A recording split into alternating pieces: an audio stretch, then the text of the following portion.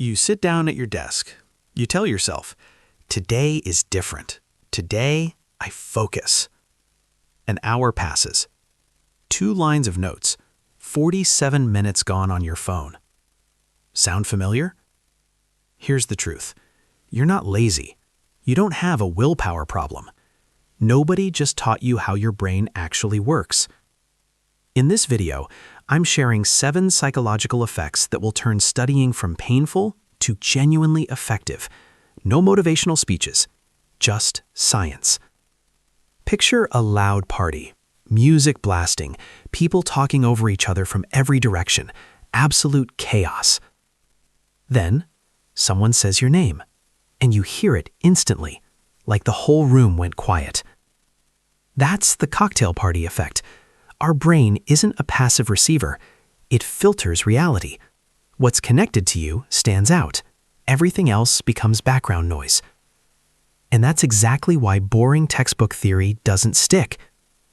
To your brain, it's just noise. It's not about you. So, how do you fix it? You attach new knowledge to your own life.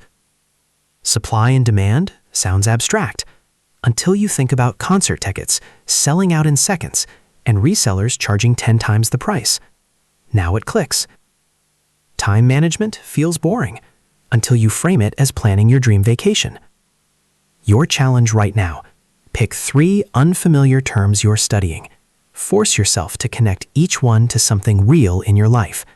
Watch how fast they stick. Your attention is a spotlight. It can only illuminate one thing at a time. When you're reading a book and texting at the same time, you're not doing 2 things. You're rapidly switching the spotlight back and forth. Every switch burns energy. The result? You're slower, you make more mistakes, and you burn out twice as fast. 3 tools that actually work. 1. The Pomodoro technique. Set a timer for 25 minutes. 1 task only. Phone in another room. No tab switching. When the timer rings, take a 5-minute break. This isn't magic.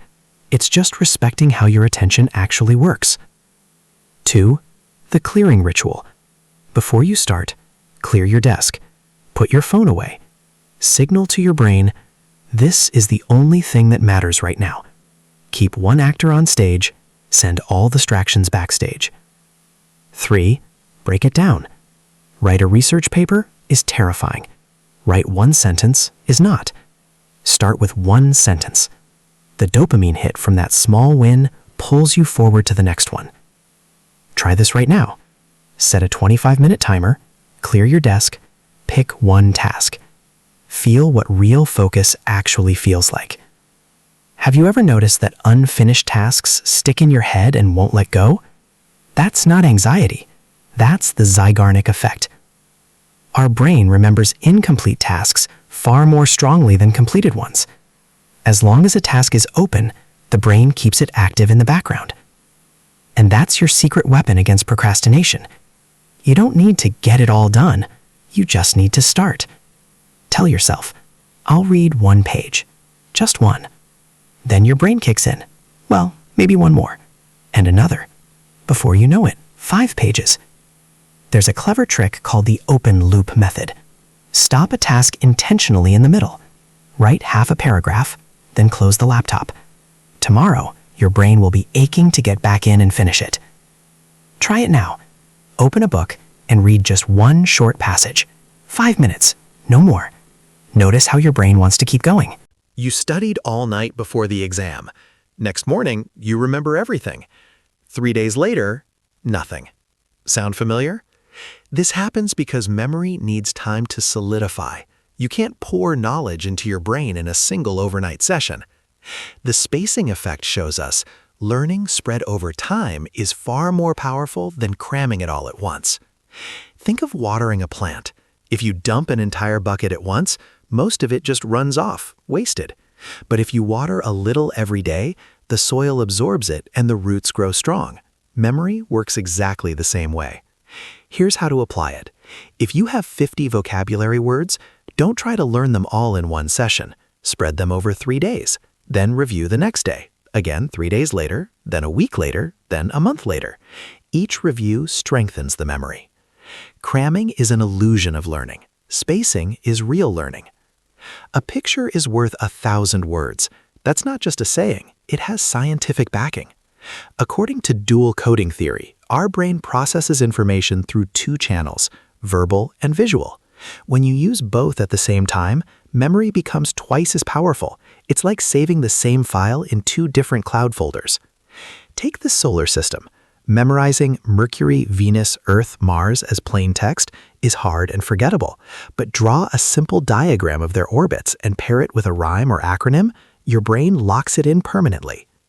2 rules to start using today. When learning an abstract concept, sketch a simple symbol or diagram for it. When memorizing vocabulary, draw a tiny illustration next to the word. Even a stick figure works. These drawings might look childish, but they activate your brain's visual system and dramatically strengthen memory. Don't just write words, see them too. Let your eyes and your language work together, and your learning doubles in power. Our brain is selfish, in the best possible way. It remembers what's connected to us far better than anything else. You might forget yesterday's news statistics, but if someone tells you you have a great voice, you'll remember that for years. Why? Because it's about you. So bring that same power to studying. Don't just memorize that resilient means able to recover quickly. Say instead, I am resilient when I hit tight deadlines and push through anyway. Now it's not just a definition, it's part of your identity. Learning about operant conditioning? Don't reach for the textbook definition. Recall a memory. When you finished your homework as a kid, your parents praised you, so you did it again.